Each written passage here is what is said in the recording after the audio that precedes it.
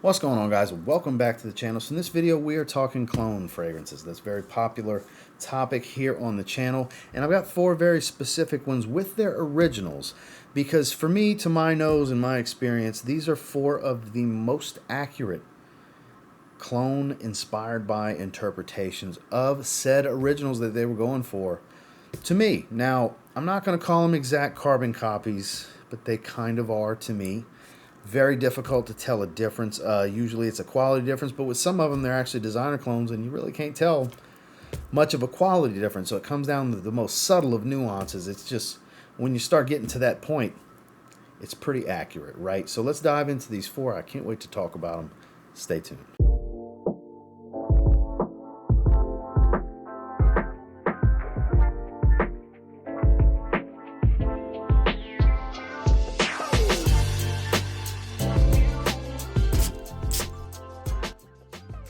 Starting with one that ever since I got a decant of the original and now have a bottle of the original, I really appreciate. We're talking about the Yves Saint Laurent Baby Cat DNA. This is one of the best fragrances that I have ever smelled. And look, if I was to never have gotten this bottle, because it's so good, I would have been okay with Paris Corner's Rifaaqat. This is extremely accurate. Marginal differences in quality. Juice colors are eerily similar. I mean, the scent profiles are knocked down. You get that black pepper, pink pepper combo. Nice resinous, smoky feel with some cedar wood and some creamy vanilla. Performance is similar. It literally comes down to a quality difference for me. The actual profile and development are relatively similar. This is just better. That's most of the time, right? The original is going to be better. I would still advise the original, just very expensive, not easy to find. So in the event, Paris Corner did a great job here. Whew, man, that's good. I raved about this one randomly all throughout 2023. This was one of my favorite clone pickups of 2023, and I appreciate it even more now that I have a bottle of the original and can really respect what they were doing here. Now, I know some people aren't fans of the clones. It's ripping off artistry and all that. I totally get that argument. But I also get the consumer side of it as well, that are on a budget and don't want to fork out that kind of money to get a fragrance when they can get a very, very similar experience for a fraction of the cost. That's what's going on here. This is a very, very similar experience, both in performance and in scent profile. Again, at like a tenth of the cost. It's hard to argue against, I gotta say. If you want what I believe to be such a great interpretation of YSL Baby Cat, you're going to want to check out Paris Corner's Rifaaqat. Now here's a designer that out in the air, you'd be hard pressed to tell me the difference of which is the original and which is the clone. I think it would be more of a lucky guess than an educated one. We're talking about Le Male Le Parfum from Jean-Paul Gaultier. Big fan of this one, as a lot of people are. Warm, spicy, powdery iris. Still has the aromatics and minty green freshness and vanilla and all that good stuff of the original. A beautiful fragrance. Well, Fragrance World locked it down. They did a great job here with Essencia Homme Le Parfum. Obviously, they were walking the path with the bottle. I'm not really a fan of even going as far as with the bottle, but man, there's no denying how good of a job they did with the scent profile. Now look, this is not crazy expensive. This 4.2, I paid like 80 bucks for it. I paid like 36 for this. There's even people that don't want to spend the 80 and would like, 36, yeah, I'll do that.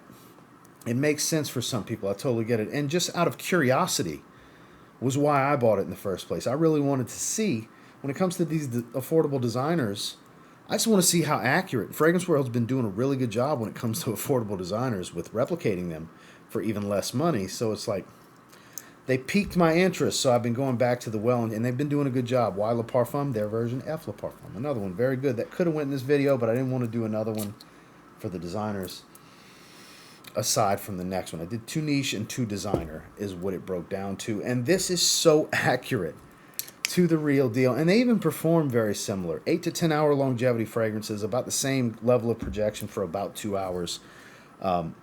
Powdery.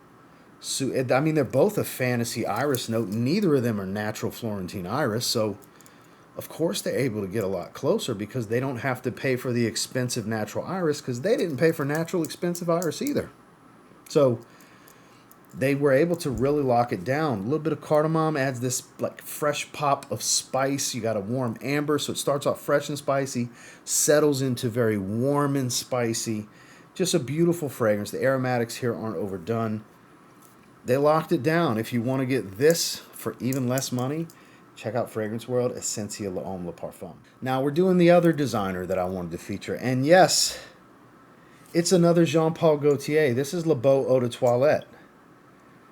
That's right. There's another one that cloned another Jean-Paul Gaultier designer very, very well. I've gone on record to say this one's a carbon copy because I really can't tell the difference out in the air with Paris Corner's Kaheela Platinum.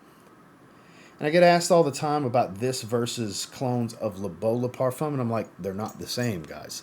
This clones Le Beau EDT.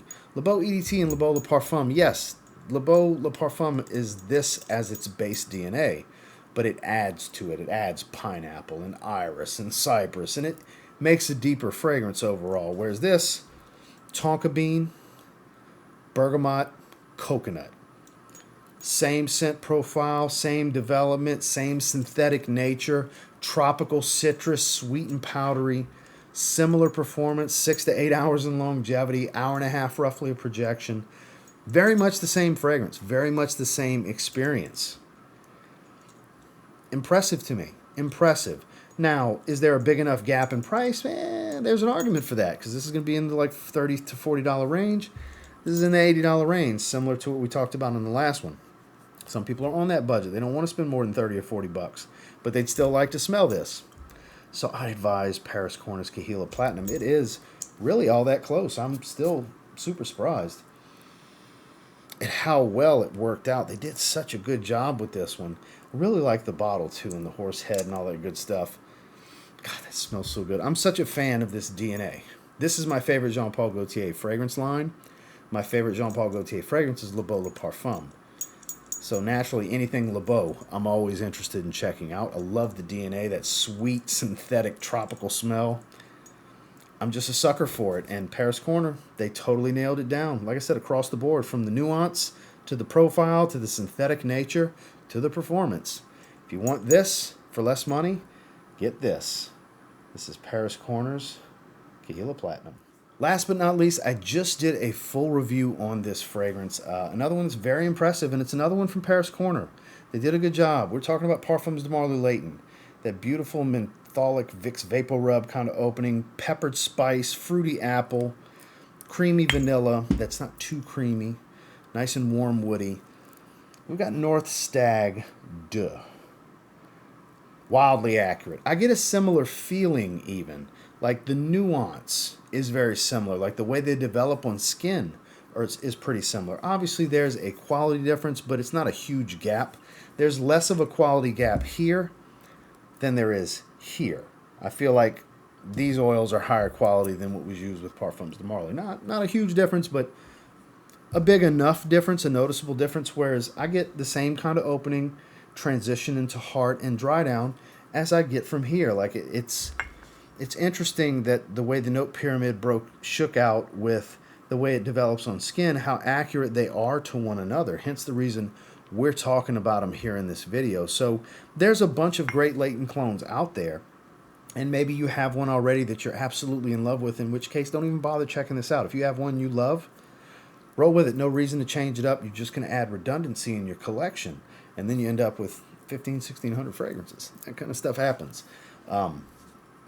Point being, if you have one you love, enjoy it. But if you're looking, if you're searching, you're gathering opinions, you're doing some research to figure out which one suits you best, which one interests you the most to maybe check out, this is really a similar, I'm going to call this one 90 to 95% accurate as well. It literally develops the same, smells like the same profile, performs very much the same, very strong, loud fragrances early on.